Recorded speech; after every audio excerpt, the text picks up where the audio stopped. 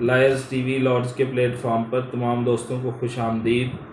आज का जो हमारा टॉपिक है वो एफ़आईआर के मुतल्लिक है, क्योंकि इस वक्त पूरे मुल्क में एफ़आईआर के बारे में सोचा जा रहा है और सवाल किए जा रहे हैं कि एफ़आईआर है क्या चीज़ और एफ़आईआर का जो इंदराज है वो किस तरह मुमकिन हो सकता है। पाकिस्तान में जो तहरीक इंसाफ के चेयरमैन इमरान खान साहब पर और उनके साथियों पर एक हमला हुआ, जिसकी एक एप्लीकेशन उनके किसी रिलेटिव्स की तरफ से दायर दी गई थाने में, लेकिन ना तो वो एप्लीकेशन ली गई और ना ही उनके जो कंप्लेनेंट के मुताबिक जो बात थी और जो उनका स्टांस था उस वकूए के हवाले से वो दर्ज नहीं किया गया, बल्कि पुलिस ने अपनी मुद्दत में एक एफ़आईआर दे दी और अपनी मर्ज़ी से उसका जो है इंदराज किया। असल में एफ़आईआर होती क्या है हमने आज ये समझना है, और इसके साथ साथ अगर एफ़आईआर दर्ज नहीं होती तो उसका क्या तरीक़ाकार है, वो कौन जो है वो इसको कमांड करता है या कौन इसको इंस्ट्रक्ट कर सकता है डीपीओ को या आईजी पुलिस को कि ये एफ़आईआर दर्ज की जाए। तो सबसे पहले जब कोई वक़ूआ सरज़द होता है तो उसकी एक इब्तदाई इतला जो है वो दी जाती है थाने में, चाहे वो रिटन हो चाहे वो आप ज़बानी बताएं तो वो उसको इन रिटन करने के पाबंद है।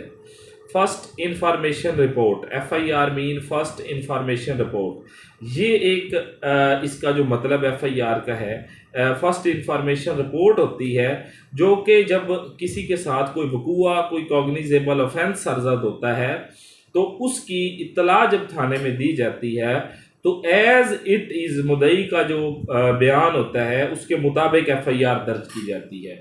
फॉर एग्ज़ाम्पल, अगर आपकी लड़ाई हुई है और वो लड़ाई ईंटों से हुई है, लेकिन आप उसमें लिखवा देते हैं अपने जो बयान है उसमें लिखवाते हैं कि ये हमारी लड़ाई जो है वो कुल्हाड़ी के साथ हुई है या ये पिस्टल का बट मारा है, तो चाहे वो मेडिकल में भी लिखा जाए कि ये लड़ाई जो है वो सोटों से हुई है या किसी और चीज़ से हुई है, तो जो आपने कहना है वो ही दर्ज करने का पाबंद है एसएचओ ने फर्स्ट इंफॉर्मेशन रिपोर्ट लिखनी है।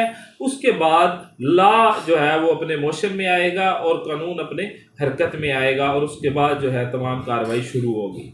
ये तो हो गया एफ़आईआर के बारे में कि एफ़आईआर जो मुद्दई का बयान होता है उसके मुताबिक दर्ज होनी है, ना कि पुलिस की मर्ज़ी से या किसी और की मर्ज़ी से।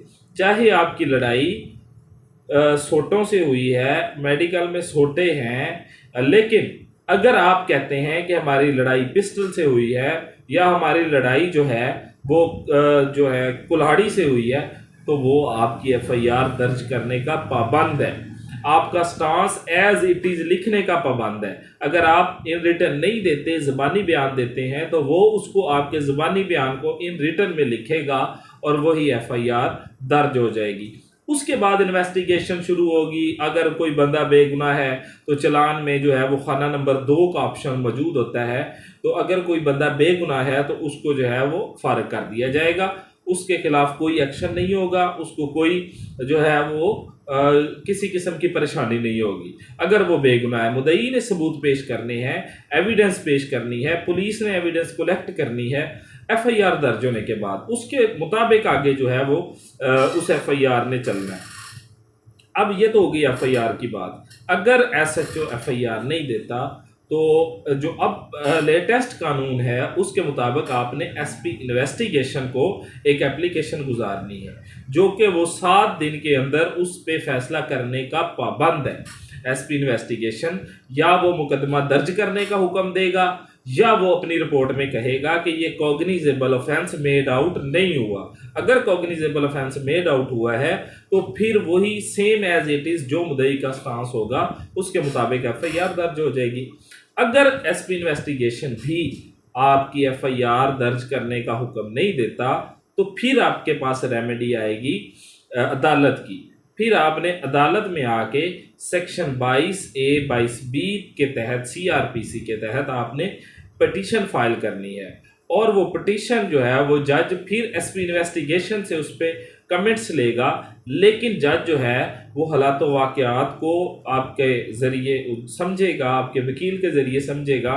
वो जो कमेंट्स एसपी अगर आपके अगेंस्ट भी देता है तो वो जज इसका पाबंद नहीं है उन कमेंट्स का। जज ने हालात व वाक़यात के मुताबिक ऑर्डर करना है कि ये एफआईआर दर्ज की जाए। अगर वो उसके मुताबिक नहीं दर्ज करता या दर्ज नहीं करता एसएचओ फिर भी, तो फिर उसके खिलाफ कंटेम्प्ट ऑफ कोर्ट होगी। हर सूरत में वो एफआईआर दर्ज करने का पाबंद है।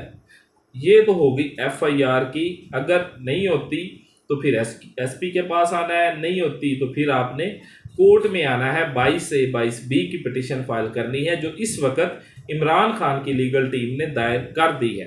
22A 22B की पिटीशन सेशन कोर्ट वजीराबाद में, जो भी वहाँ पे तहसील या डिस्ट्रिक्ट लगती है, वहाँ पे उन्होंने फाइल कर दी है। और वहाँ पे ये जो ऑर्डर होगा वो वही होगा जो मुद्दई का स्टांस है, और उसके मुताबिक ही एफआईआर दर्ज होगी। ये एफआईआर के तमाम आपके सामने जो है वो कंटेंट जो है वो रखे हैं। ये तरीकाकार है एफआईआर का। एफआईआर कैसे होती है? एफआईआर होने के बाद अगर किसी पे झूठी होती है, अगर एविडेंस उसके खिलाफ नहीं है, तो वो खाना नंबर 2 में मुलजम चला जाएगा और वो फारिग हो जाएगा। अगर उसके खिलाफ कोई एविडेंस मौजूद है तो फिर उसके खिलाफ आगे ऑनवर्ड कार्रवाई चलती रहेगी। एसपी अदालत, ये थर्ड आके अदालत पे आता है, और हर सूरत में मुद्दई का जो बयान है वो एसएचओ दर्ज करने का पाबंद है। हर सूरत में दर्ज करने का पाबंद है। अगर वो दर्ज नहीं करता तो उसके खिलाफ कंटेम्प्ट ऑफ कोर्ट होगी। साथ साथ आपको ये भी बताता चलूं कि जब कोर्ट ये 22A 22B की पिटीशन जो है वो सुन रही होती है या उस पर कोई कार्रवाई कर रही होती है, तो वो उस वक़्त वो एज ए जज जो है सेशन जज के पास या एडिशनल के पास ही होती है।